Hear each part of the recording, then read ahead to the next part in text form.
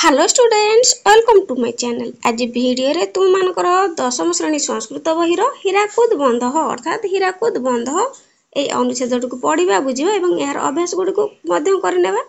तो पिला माने तुम माने एठारे मन रखिबो जे तुम मानकर इंटरनल असेसमेंट 2 रे मध्ये एथुरु क्वेश्चन आसीबो। तो भलो भाबरे प्रिपेयर हेबो। प्रथमे पढ़ी नेबा हीराकुद बंध ओडिशा प्रदेशस्य सर्वासु नदीषु महानदी दीर्घतमा छत्तीसगढ़ राज्यस्य अमरकंटक पर्वतात् एषा प्रभवती उपकूल नदीषु अनेकासु धारासु प्रवाहिता एषा अन्ते बंगोपसागरे लीयते।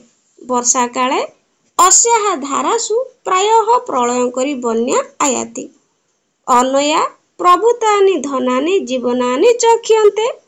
बन्या प्रकोपस्य नियंत्रणाय संबलपुरं निकषा पर्वतद्वयस्य मध्ये महानद्याः बंध निर्माण प्रकल्प विहितः आसीत्।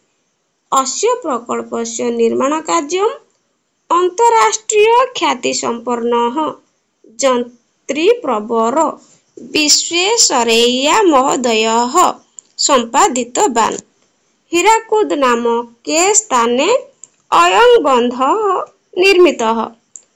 ततो अयं बन्धः हीराकुद बन्धः इति प्रसिद्धो भवति। स्वाधीन भारतस्य प्रथम प्रधानमन्त्रिणा पंडित जवाहरलाल नेहरू महोदयेन अस्य बन्धस्य उद्घाटनं कृतम्। तदा प्रभृति जलभण्डारम् इदं बहुलं बन्यायाः नियन्त्रणं करोति। अयं बन्धः विद्युत्शक्तेः उत्पादनाय कृषेः शिल्पस्य च विकासाय राज्ये गुरुत्वपूर्णां भूमिकां निर्वहयति।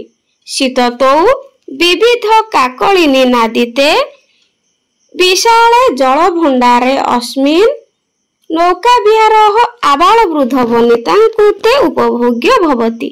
अतः वक्तुं शक्यते ओडिशा प्रदेशस्य समृद्धौ हीराकुद बन्धस्य भूमिका महत्वपूर्णा। तो वर्तमान यहाकु बुझिबा हीराकुद बंध ओडिशा प्रदेशस्य सर्वासु नदीषु ओडिशा राज्यर नदी मानक मध्यरे महानदी होची दीर्घ सबुठारु बड़ अटे सबुठारु दीर्घतम अटे। छत्तीसगढ़ राज्यस्य अमरकंटक पर्वतरु छत्तीसगढ़ राज्यर अमरकंटक पर्वतरु एही नदी प्रवहति अर्थात बाहरिछि। उपकूल भूमिषु उपकूल भूमि मानकरे अनेकासु अनेक शाखारे प्रवाहित एषा अर्थात एही नदी शेषरे अंते अर्थात शेषरे बंगोपसागर रे विलीन होइछि बा मिसिछि। वर्षा काले अस्या धारासु वर्षा काल रे एहार शाखा मानकरे प्रायतः प्रलयंकरी बन्या आसी थाए। अनया अर्थात एहा द्वारा प्रचुर धन आ जीवन नष्ट हुए। बन्या प्रकोपस्य नियंत्रणाय बन्या प्रकोपर नियंत्रण निमंते संबलपुर निकटरे निकषा अर्थात निकटरे पर्वतद्वयस्य मध्ये संबलपुर निकटरे दुई पर्वतर मध्य भागरे महानदीर बंध निर्माण प्रकल्प विधान करागला। अस्य प्रकल्पस्य निर्माण कार्यम एही प्रकल्पर निर्माण कार्य किए करथिले अंतरराष्ट्रीय ख्याति संपन्न श्रेष्ठ जंत्री हेउछंती जे कि इंजीनियर। तो संस्कृत रे कहा जाय जंत्री से होचंती विश्वेश्वरैया महोदय संपादन करथिले विहितः संपादन करथिले। हीराकुद नामके स्थाने अयं बंधः निर्मितः। तेणु हीराकुद नामक स्थान रे एही बंध निर्मित। ततः अयं तेणु एही बंध हीराकुद बंध नाम रे प्रसिद्ध अटे। स्वाधीन भारतस्य प्रथम प्रधानमंत्रिणा स्वाधीन भारतर प्रथम प्रधानमंत्री जे कि पंडित जवाहरलाल नेहरू महोदय एही बंधर उद्घाटन करथिले। तदा सही दिन ठारू एही जलभंडार बहुल बन्यार नियंत्रण करुछि।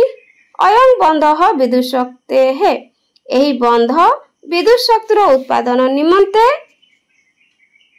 कृषि है शिल्पस्य आउ कृषि और शिल्पर विकास पाई राज्य रे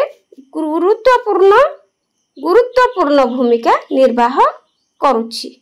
शीत ऋतु रे शीत तो अर्थात शीत ऋतु रे विविध काकलिनी नादीते विभिन्न नादरे बा कलकल राबरे जलभंडारे अस्मिन एही जलभंडार रे नौका रो विहार जो नौका विहार करथांती शीत दिने जाइकरी पर्यटक माने नौका विहार करथांती।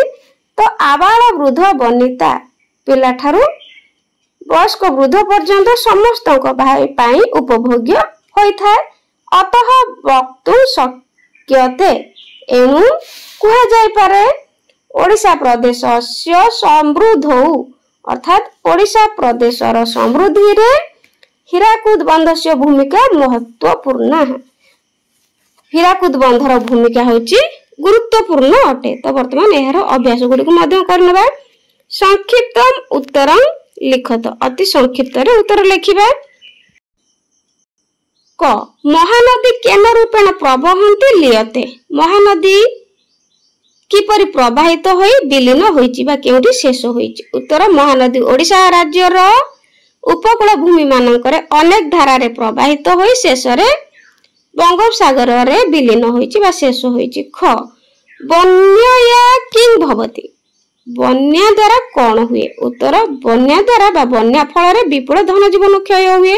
ग हीराकुद जलभंडार किं करति हीराकुद जलभंडार कौन करुछि। उत्तर हीराकुद जलभंडार विद्युत शक्तिर उत्पादन कृषि और शिल्पर विकास निमंते राज्य रे गुरुत्वपूर्ण भूमिका निर्वाह करे। घ कदा कुत्र नौका विहार उपभोग्य भवति केबे केउठी नौका विहार उपभोग्य होइथाय।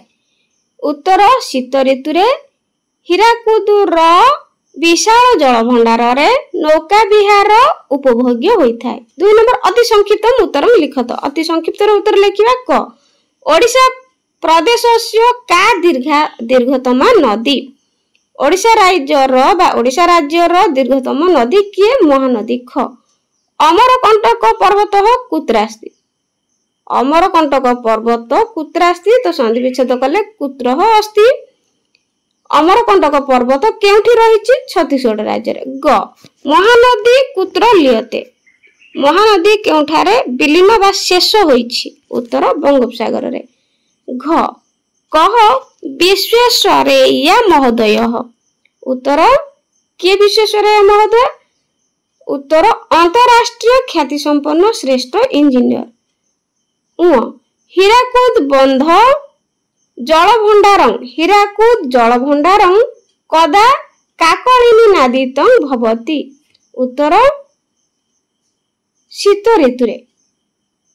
ऋतु रे हीराकुद जलभंडार पक्षी मानक कलरव मुखरित हुए बा पक्षी मानकर कोलाहल रे मुखरित होइथाय। तो पिला माने वीडियो टी केमति लागला कमेंट निश्चित जणाइबो। भल लागिथिला लाइक कर दो।